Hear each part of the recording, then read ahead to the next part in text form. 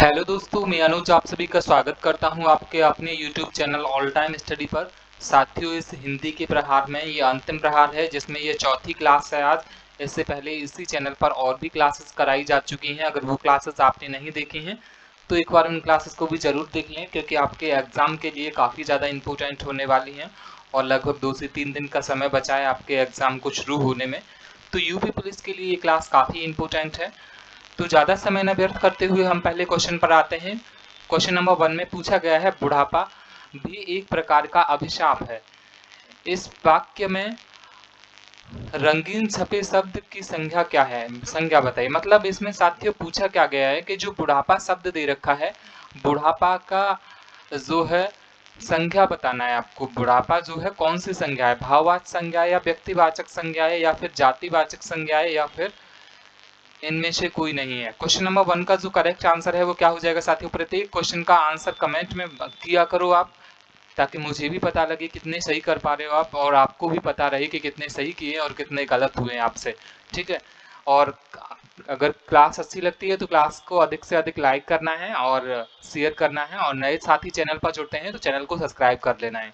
साथियों, बुढ़ापा जो शब्द है वो भाववाचक संज्ञा हो जाता है, यानी क्वेश्चन नंबर 1 का जो राइट आंसर है वो ए हो जाएगा। इसका राइट आंसर ए। अगला क्वेश्चन साथियों बहुत स्पीड में हम कवर करने वाले हैं। इस क्लास में लगभग 40 से प्लस मतलब 50 लगभग क्वेश्चन को डिस्कस करने वाले हैं। ये क्लास रोज सुबह आती है, लगभग 10 बजे से पहले आती है डेली। निम्न शब्दों में से कौन सा शब्द संज्ञा है? साथियों यहाँ पर 4 शब्द दिए गए हैं, इनमें से संज्ञा पूछा गया है कौन सा है? क्रोध है, क्रोधित है, क्रोध है या फिर क्रोधी है। साथियों क्रोध क्या हो जाएगा आपका? संज्ञा हो जाएगा। क्वेश्चन नंबर 2 का राइट आंसर ए। अगला क्वेश्चन, आशु का बहुवचन बताइए। आशु का साथियों यहाँ पर ये टाइपिंग एरर हुआ है, ये क्या है? आशु शब्द का बहुवचन पूछा गया है।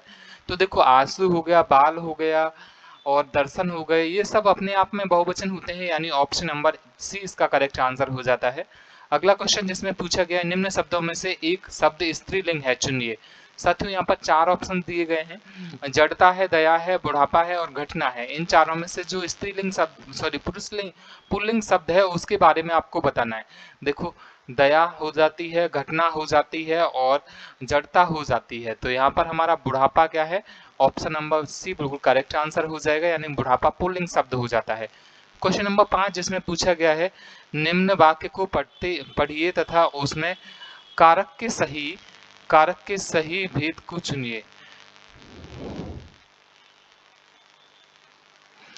यहाँ पर कारक का सही भेद है साथियों, ये जो वाक्य है जिसमें दे रखा है, हे प्रभु मेरी इच्छा पूरी करो।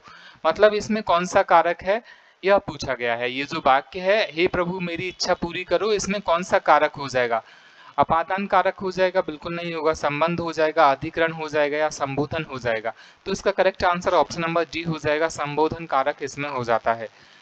अगला क्वेश्चन जिसमें पूछा गया है, लिंग की दृष्टि से दही क्या है? मतलब ये पूछा है दही स्त्रीलिंग है या फिर पुल्लिंग है। तो साथियों दही जो है वो पुल्लिंग शब्द हो जाता है। लगता तो स्त्रीलिंग जैसा है लेकिन पुल्लिंग शब्द हो जाता है ये। अगला क्वेश्चन जिसमें पूछा गया है, कौन सा शब्द स्त्रीलिंग है? चक्रव्यूह है, मृत्यु है, संकल्प है, उत्साह है। तो ये चक्रव्यूह हो गया और संकल्प हो गया और उत्साह हो गया, ये सब हमारे पुल्लिंग शब्द हो जाते हैं, जबकि ऑप्शन नंबर बी यानी मृत्यु हमारा स्त्रीलिंग शब्द हो जाता है। क्वेश्चन नंबर 8 जिसमें पूछा गया है, बाल का स्त्रीलिंग है, यानी जो बाल शब्द होता है उसका स्त्रीलिंग शब्द क्या होगा साथियों? स्त्रीलिंग जो है वो क्या हो जाएगा? बाला हो जाएगा। आप्रत्यय लगाने से भी क्या हो जाता है? जैसे सूर्य जैसे अनुज अनुजा क्या हो जाता है साथियों? स्त्रीलिंग शब्द हो जाता है। तो इसका बाला करेक्ट आंसर हो जाएगा। क्वेश्चन नंबर 9 जिसमें पूछा गया है, संज्ञा के स्थान पर प्रयुक्त होने वाले शब्द को क्या कहते हैं? साथियों जो संज्ञा की जगह पर प्रयुक्त होने वाले शब्द हैं उन्हें क्या कहते हैं? क्रिया कहते हैं, अव्यय कहते हैं या विशेषण कहते हैं या फिर सर्वनाम? सर्वनाम इस क्वेश्चन का बिल्कुल करेक्ट आंसर हो जाएगा। सभी साथी जितने भी जुड़े हुए हैं क्लास को कम से कम एक व्यक्ति के पास जरूर शेयर करें। अगला क्वेश्चन साथियों क्वेश्चन नंबर 10 जिसमें पूछा गया है, निम्न वाक्यों में से किस वाक्य में सर्वनाम का अशुद्ध प्रयोग हुआ है? साथियों अशुद्ध प्रयोग पूछा है, कौन से वाक्य में हुआ है? मतलब 3 में तो सही हुआ है लेकिन एक में अशुद्ध हुआ है। क्वेश्चन नंबर 10 का ऑप्शन नंबर 1 है, मैं तेरे को एक घड़ी दूंगा। मैं तेरे को एक घड़ी दूंगा ऐसा तो नहीं होता है। आगे देख लेते हैं, मुझे इस बैठक की सूचना नहीं थी। आगे है, आपके आग्रह पर मैं दिल्ली जा सकता हूं। और ऑप्शन नंबर डी है, और वह स्वयं यहाँ नहीं आना चाहती। तो इसका जो करेक्ट आंसर है वो किसका मतलब गलत, जो सर्वनाम का गलत प्रयोग हुआ है वो ऑप्शन नंबर ए में हुआ है। मैं तेरे को नहीं होता, मैं तुझे होना चाहिए था, तुझे, या फिर मैं तुमको एक घड़ी दूंगा, ऐसे हो सकता था। तो इसका correct answer option number A हो जाएगा। अगला क्वेश्चन जिसमें पूछा गया है मैं खाना खा चुका हूँ, इस वाक्य में भूतकालिक भेद अंकित कीजिए। मतलब मैं खाना खा चुका हूँ, इसमें कौन सा भूतकाल हो जाता है? आसन्न भूतकाल हो जाता है, या संदिग्ध भूतकाल हो जाता है, या सामान्य या पूर्ण पूर्ण भूतकाल हो जाता है? साथियों चुका हूँ चुकी है, ऑप्शन नंबर डी। अगला क्वेश्चन जिसमें पूछा गया है किस वाक्य में क्रिया वर्तमान काल में है? कल वे आने वाले थे, ये तो पास्ट हो गया, वर्तमान काल पूछा है। मैं तुम्हारे पत्र पढ़ रहा हूँ और उसने कल खा लिया, कल उसने फल खा लिए थे, सॉरी उसने फल खा लिए थे और अचानक बिजली कौंध उठी। तो इसका जो करेक्ट आंसर है वो वर्तमान पूछा है, तो ऑप्शन नंबर बी हो जाएगा, यानी मैं तुम्हारे पत्र पढ़ रहा हूँ। अगला क्वेश्चन जिसमें पूछा है चिड़िया आकाश में उड़ रही है, इस वाक्य में उड़ रही क्रिया किस प्रकार की है? मतलब उड़ रही क्रिया किस प्रकार की क्रिया है? सकर्मक है। उड़ना साथियों सकर्मक नहीं होता है, उड़ना जो है अकर्मक हो जाता है। ऑप्शन नंबर सी बिल्कुल करेक्ट आंसर हो जाएगा। सोना भी अकर्मक हो जाता है। अगला क्वेश्चन जिसमें पूछा गया है किस वाक्य में क्रिया सामान्य भूतकाल में है? सामान्य भूतकाल में किसमें हो जाएगी? उसने पुस्तक पढ़ी होगी, ये तो नहीं होगी। आगे है उसने पुस्तक पढ़ी है, आगे है उसने पुस्तक पढ़ी, और आगे है उसने पुस्तक पढ़ी थी। तो सामान्य भूतकाल में जो है उसने पुस्तक पढ़ी, ऑप्शन नंबर सी बिल्कुल करेक्ट आंसर हो जाएगा। अगला क्वेश्चन जिसमें पूछा गया है किस वाक्य में अकर्मक क्रिया है? अकर्मक क्रिया, मैं बालक को जगवाता हूँ और राम पत्र लिखता है और गेहूं पिस रहा है और मदन गोपाल को हंसा रहा है। तो इसमें करेक्ट आंसर जो है ऑप्शन नंबर सी हो जाएगा, गेहूं पिस रहा है। अगला क्वेश्चन, छोटा ऊ और बड़ा ऊ के उच्चारण स्थान है होठ हो जाते हैं, यानी ऑप्शन नंबर बी बिल्कुल करेक्ट आंसर हो जाता है। अगला क्वेश्चन, ए ओ कौन सा स्वर है? कौन सा स्वर है? संयुक्त स्वर है, दीर्घ स्वर है, या फिर हार्श स्वर है, या फिर इनमें से कोई नहीं है? साथियों ए और ओ ये दोनों क्या हो जाते हैं? ये चारों हमारे संयुक्त स्वर हो जाते हैं, यानी ऑप्शन नंबर ए बिल्कुल करेक्ट आंसर है। अगला क्वेश्चन, मात्राएं कितने प्रकार की होती हैं? तो मात्राएं आप सभी जानते हो, मात्राएं 3 प्रकार की होती हैं। अगला क्वेश्चन जिसमें पूछा गया है हिंदी में व्यंजन वर्णों की संख्या कितनी होती है? व्यंजन वर्णों की संख्या 33 होती है साथियों। और लेकिन आप मुझे कमेंट करके बताओगे कि व्यंजन की तो संख्या होती है 33 होती है, लेकिन स्वरों की संख्या हिंदी वर्णमाला में कितनी होती है? कमेंट करके जरूर बताना अपना आंसर। अगला क्वेश्चन जिसमें पूछा है क वर्ग का उच्चारण स्थान है, क वर्ग का दंत हो जाता है, ओष्ठ हो जाता है, या फिर कंठ, या फिर मूर्धा? तो साथियों क वर्ग का जो उच्चारण स्थान है वो क्या हो जाता है?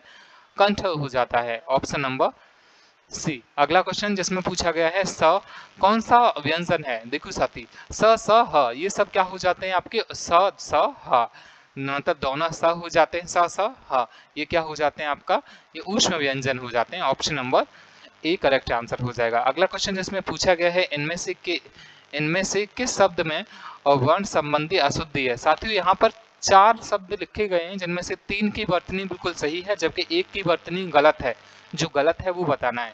स्थान बिल्कुल सही लिखा है, ऐसे ही लिखा जाता है। अमरूद भी बिल्कुल सही लिखा है, ऐसे ही लिखा जाता है।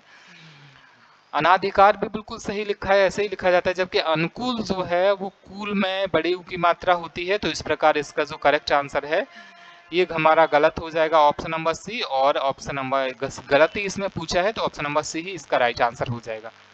क्वेश्चन नंबर 23 है जिसमें पूछा गया है इनमें से किस शब्द में लिंग प्रत्यय संबंधी अशुद्धियां हैं? यहाँ पर देखो गायका है, गायक का जो स्त्रीलिंग है वो गायका हो जाता है, बिल्कुल सही है। अनाथ का जो स्त्रीलिंग है अनाथा हो जाता है, और गोप का जो स्त्रीलिंग है वो गोपी हो जाता है। लेकिन नारी का जो स्त्रीलिंग है वो ऐसे नहीं होता है, नर का जो है नारी नहीं होता है, ऐसे नारी में बड़ी की मात्रा होती है। तो इस प्रकार इसका जो करेक्ट आंसर है वो ऑप्शन नंबर बी हो जाएगा। क्वेश्चन नंबर 24 जिसमें पूछा है इनमें से अल्पविराम कौन सा है? अल्पविराम साथियों ये तो आपका कौन सा हो जाता है? ये हो जाता है आपका योजक चिन्ह हो जाता है, और ये हो जाता है पूर्ण विराम। ये कौन सा हो जाता है? पूर्ण विराम हो जाएगा ये। और ये जो दे रखा है ये क्या है आपका अल्पविराम हो जाएगा साथियों। ओके, ऑप्शन नंबर सी बिल्कुल करेक्ट आंसर हो जाएगा, ऑप्शन नंबर सी। अगला क्वेश्चन जिसमें पूछा गया है इनमें से योजक चिन्ह कौन सा है, तो योजक चिन्ह मैंने जैसे अभी अभी बताया था, ऑप्शन नंबर बी बिल्कुल करेक्ट आंसर हो जाता है। नेक्स्ट क्वेश्चन जिसमें पूछा गया है महात्मा में कौन सा समास है, साथियों महात्मा में महात्मा आत्मा की जो है महानता बता रहा है यानी महात्मा, तो ये कौन सा हो जाएगा, कर्मधारय हो जाएगा, ऑप्शन नंबर सी। अगला क्वेश्चन जिसमें पूछा है पत्र लेखन कितने प्रकार के होते हैं, तो पत्र लेखन जो है वो 2 प्रकार के हो जाते हैं, ऑप्शन नंबर सी बिल्कुल करेक्ट आंसर है। आगे है इनमें से अलंकार के कौन सा भेद है, साथियों अलंकार का भेद अब आप कहोगे लाटान प्रास भी अलंकार है और छिकान प्रास भी, साथियों ये दोनों ही जो है शब्द अलंकार के भेद हो जाते हैं।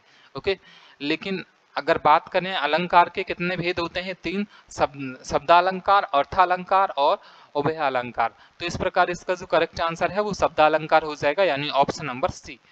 अगला क्वेश्चन जिसमें पूछा गया है इनमें से रस के कौन सा भेद है, रस का कौन सा भेद है, उल्लेख है, उल्लेख तो अलंकार का हो जाता है, रूपक भी अलंकार का भेद हो जाता है, जबकि करुण जो है करुण क्या है, रस का भेद हो जाता है, करुण हो गया, श्रृंगार रस हो गया और हास्य रस हो गया, इस तरीके से करुण क्या है, करुण क्या है, करुण जो है वो रस का भेद हो जाता है, ऑप्शन नंबर ए बिल्कुल करेक्ट आंसर हो जाएगा। अगला क्वेश्चन जिसमें पूछा है अर्थालंकार के कितने भेद होते हैं, अर्थालंकार के साथियों कितने भेद हो जाते हैं, तो अर्थालंकार के 12 भेद हो जाते हैं, इस बात को आपको याद रखना है। कवि शब्द का साथियों स्त्रीलिंग काफी इंपॉर्टेंट है, बहुत अलग अलग एग्जाम्स में पूछा गया है अब तक, और मुझे उम्मीद है कि 100% आपके एग्जाम में भी पूछा जाएगा। तो कवि शब्द का जो स्त्रीलिंग है वो देखो, कवि में जो छोटी की मात्रा होती है वो दोनों में से हट जाएगी और ये त्री हो जाएगा यानी कवि प्लस ये त्री, यानी ऑप्शन नंबर सी बिल्कुल करेक्ट आंसर हो जाएगा। क्वेश्चन नंबर 32 है, वह कुड़ाली से वृक्ष काटता है, वह कुड़ाली से वृक्ष काटता है, इस वाक्य में से किस कारक की विभक्ति है, से किस कारक की कर्ता ने करण से, यानी ऑप्शन जब आए से पूछे यानी माध्यम पूछे यानी सोर्स पूछे यानी के द्वारा, से या के द्वारा, तो क्या आ जाएगा आपका करण कारक हो जाएगा यानी ऑप्शन नंबर सी। इसकी कारक विभक्ति क्या हो जाती है, से या के द्वारा, ऐसे भी कह सकते हैं वह कुड़ाली के द्वारा वृक्ष काटता है या वह कुड़ाली से वृक्ष काटता है, तो करण कारक हो जाएगा। अगला क्वेश्चन यहाँ पर पूछा गया अध्यापक शब्द का स्त्रीलिंग, अध्यापक शब्द का साथियों अध्यापकी तो होगा नहीं, ऑप्शन नंबर सी गलत हो जाता है और डी भी गलत हो जाता है। अब इसे देख लेते हैं, अध्यापका हो जाएगा, पका नहीं होगा, अध्यापिका हो जाएगा यानी ऑप्शन नंबर ए बिल्कुल करेक्ट आंसर है इसका। अगला क्वेश्चन जिसमें पूछा गया है नायक शब्द का स्त्रीलिंग क्या हो जाएगा, नायिका हो जाएगा, नायिका, नायिका, ऑप्शन नंबर सी बिल्कुल करेक्ट आंसर है। अगला क्वेश्चन जिसमें पूछा गया है महाशय शब्द का स्त्रीलिंग रूप क्या है, महाशय शब्द का स्त्रीलिंग महाशया हो जाएगा यानी ऑप्शन नंबर सी हो जाएगा, महाशया। अगला क्वेश्चन जिसमें पूछा है जंगल में लगने वाली आग को क्या कहते हैं, जंगल में लगने वाली आग को क्या कहते हैं, जंगल में लगने वाली आग को साथियों दावानल कहते हैं यानी ऑप्शन नंबर ए बिल्कुल करेक्ट आंसर हो जाएगा। पेट में लगने वाली आग को जठरा नल कहते हैं और बढ़वा नल समुद्र में लगने वाली आग को कहते हैं। अगला क्वेश्चन साथियों जिसमें पूछा गया है प्रश्नों आदि के उत्तर की अपेक्षा करने वाला, मतलब अनेक वाक्यों के लिए अनेक शब्दों के लिए एक शब्द बताना है यहाँ पर, प्रश्न आदि के उत्तर की अपेक्षा रखने वाला कौन होता है, उत्तरापेक्षी हो जाएगा यानी option number C, option number B बिल्कुल करेक्ट आंसर है इसका। ज्येष्ठ का साथियों विलोम शब्द बताना है आपको जल्दी से, ज्येष्ठ शब्द का जो विलोम शब्द है वो क्या हो जाएगा, पूर्व हो जाएगा, अग्रज हो जाएगा, कनिष्ठ हो जाएगा या भूत हो जाएगा। साथियों ज्येष्ठ मतलब होता है बड़ा और कनिष्ठ मतलब होता है छोटा, तो इसका करेक्ट आंसर क्या हो जाएगा, ऑप्शन नंबर सी हो जाएगा, कनिष्ठ। अगला क्वेश्चन जिसमें पूछा गया है गगन का विलोम शब्द बताएंगे, गगन साथियों सॉरी गगन नहीं गमन का विलोम शब्द बताना है आपको, सॉरी गमन का विलोम शब्द बताना है आपको, गमन का विलोम शब्द क्या हो जाएगा, चढ़ना हो जाएगा, जाना हो जाएगा, उतरना हो जाएगा या फिर आगमन हो जाएगा।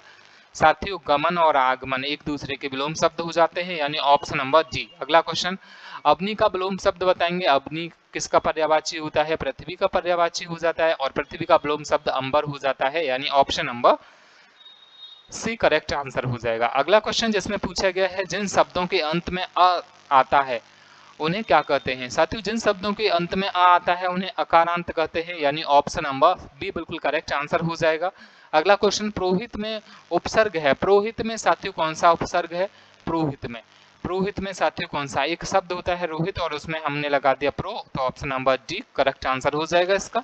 अगला क्वेश्चन, सावधानी शब्द में प्रयुक्त प्रत्यय है। सावधान एक शब्द हो जाता है साथियों सावधान, और उसमें ई प्रत्यय लगा देंगे, ई प्रत्यय लगा देंगे तो क्या हो जाएगा? सावधानी हो जाएगा, यानी ऑप्शन नंबर ए बिल्कुल करेक्ट आंसर हो जाएगा। अब आप कहोगे क्या छोटी ही नहीं लगा सकते? बिल्कुल नहीं लगा सकते, क्योंकि यहाँ पर बड़ी की मात्रा है, तो इसका राइट आंसर ए होगा। अगला क्वेश्चन जो उसके स्क्रीन पर है, जिसमें पूछा गया है भाववाचक संज्ञा है। भाववाचक संज्ञा कौन सा हो जाएगा? पानी हो जाएगा, श्याम हो जाएगा, बचपन हो जाएगा, या फिर नदी। साथियों बचपन क्या है आपका भाववाचक संज्ञा हो जाता है। साथियों जल्दी जल्दी में इस वजह से क्वेश्चंस को कवर कर रहा हूं, क्योंकि अब इतना समय नहीं है कि आराम आराम से क्लास को कराया जाए, बहुत कम बचा हुआ है। ज़्यादा से ज़्यादा क्वेश्चन आप लोगों रिवाइज कर पाए उतना बेटर रहेगा। अगला क्वेश्चन जिसमें पूछा गया है शिव शब्द का विशेषण है। साथियों शिव शब्द का विशेषण बहुत इंपॉर्टेंट है, जिसमें शिव का जो विशेषण है वो सैब हो जाएगा, यानी option number C correct answer है।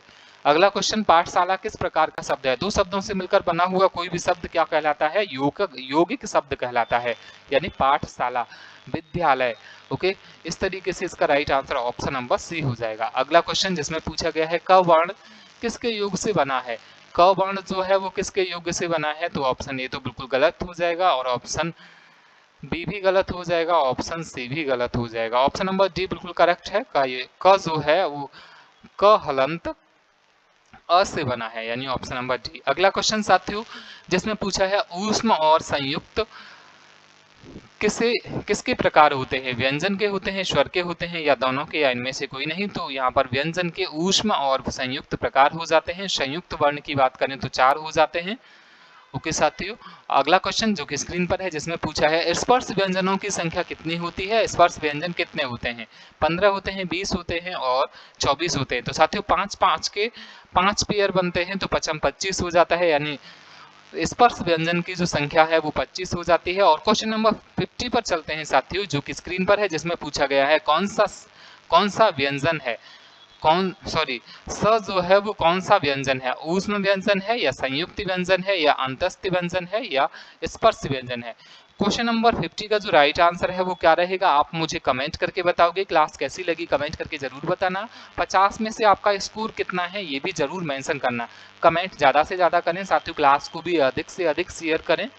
ओके, और अगर